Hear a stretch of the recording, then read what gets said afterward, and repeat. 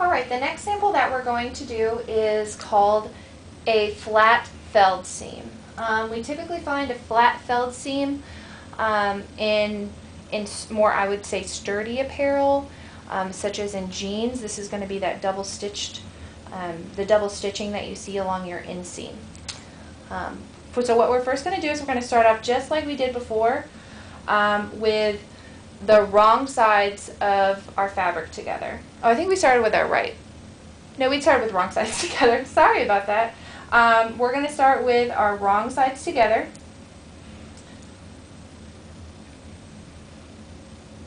And what we're going to do is we're going to stitch this at 5/8 inch seam allowance. I'm not going to put some pins in there because I feel pretty confident about my stitching. But I would encourage you to put some pins along the side if you feel it's necessary. So we want to do some back stitching at the top and back stitching at the bottom. And again, we're stitching the seam at 5/8 inch seam allowance. When I get to the bottom, I'm going to do some back stitching there. Raise my needle and my presser foot, and then trim those threads. Alright, and then I'm going to have to go back over to my iron real quick, so I'm going to have to move the camera. Whoops. Alright, let's see how this is looking. Okay. What we're going to do is we're going to press the seam open just like we always do, and then back to one side, just like we did with the French seam. And then, so we're going to press it open, but we have not trimmed it yet. There will be some trimming involved, but we haven't trimmed it yet. So I'm going to press that seam open. I'm going to wiggle it back and forth just to make sure. What I'm going to do is I'm going to jump to the other side, make sure that seam is flat as can be, then press it from the center seam line and then back out. Now what I'm going to do is I'm going to choose a side, whether it be, I like to press away from me as opposed to toward me, so I'm going to then press that seam back upward. Alright, so what I now have is I now have 2 layers of seam allowance. And so what we need to do is we're going to choose just our under layer. So we have this upper layer seam allowance and this lower layer. I'm going to go ahead and turn that just so I'm right-handed. I need to get at it. So I'm going to go to my under layer of my seam allowance, and I'm going to trim that to about 1/8 of an inch. And I'm just using my short scissors to do this trimming, but you know, since we're cutting quite a bit off, if you'd like to use your sewing shears to actually cut this off, that would also be a good idea, just because you know, since we're cutting a decent chunk of this seam allowance off, it might be good to have some longer cut lengths. Mine's a little jaggedy because it's so short. But so what we've done is we've cut off that lower level seam allowance to 1/8 of an inch.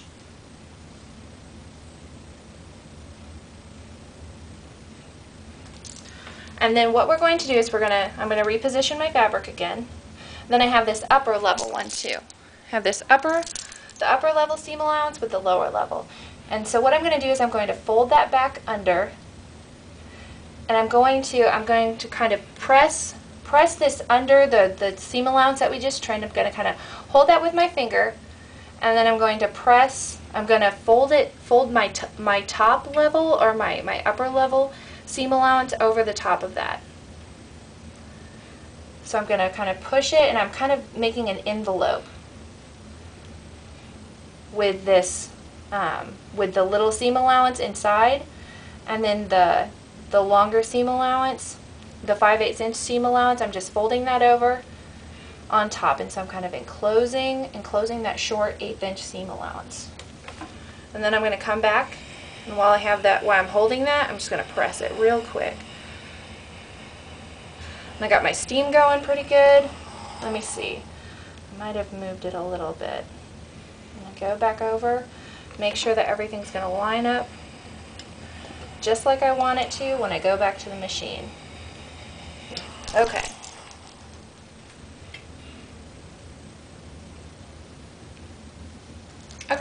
So once we have this pressed, we're going to return to the sewing machine. So I'm going to move it and then move the camera.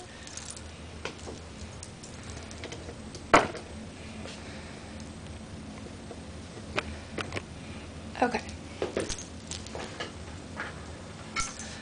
So what we did, just to recap, because there's a little bit better lighting over here, is that we had two seam allowances that were 5/8 inch. We pressed them open and then to one side. And then we went back over and we trimmed the under layer, the under layer of the seam allowance to 1/8 inch, and then we folded the longer seam allowance back over and pressed that so that we're kind of creating an envelope for that seam allowance to kind of slide into. Now what we're going to do is we're going to fold this back over in the direction that we had wanted to press it, and I'm going to take some pins. And we're going to pin this down into place. So I'm pinning this to the actual fabric on the under layer. So it's not just that seam allowance little envelope that we made, but I'm pinning it all the way through all the layers and catching it on the underneath side. So I'm going to go ahead and put a few pins in just to help me keep everything consistent and everything in place. And I would recommend that you do this too.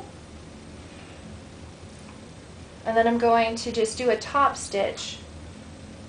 I'm just going to do a top stitch right along the edge of that fold that we created when we pressed. So here's where my edge is at. You can kind of see that I have that folded under edge, and then I'm going to go right back on top, and I'm just going to stitch ever so closely to that folded edge. I'm going to hang on to my thread tails so they don't fly away. And I'm going to do some quick back stitching at the top and bottom again. And what you can also do is you can also kind of use this the seam stitching that we had done before. You can kind of use that as a guide, just to run your presser foot along the side of your seam. Mine goes underneath of it because it's just not as wide, but sometimes you can use it as a little gauge for your eye to help keep everything straight. Alright, as I approach those pins, I stop, and then I just keep moving forward after I remove that pin.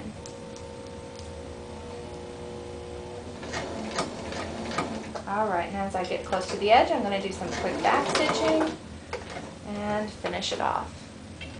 Alright, hopefully,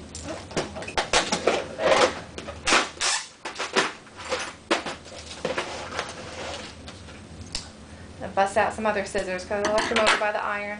Hopefully you guys this will look like a seam that you've seen before.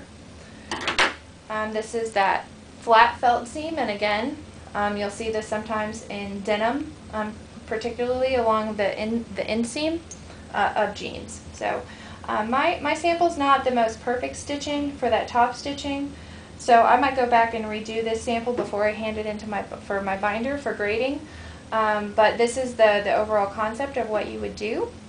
And again, this is the flat felt seam.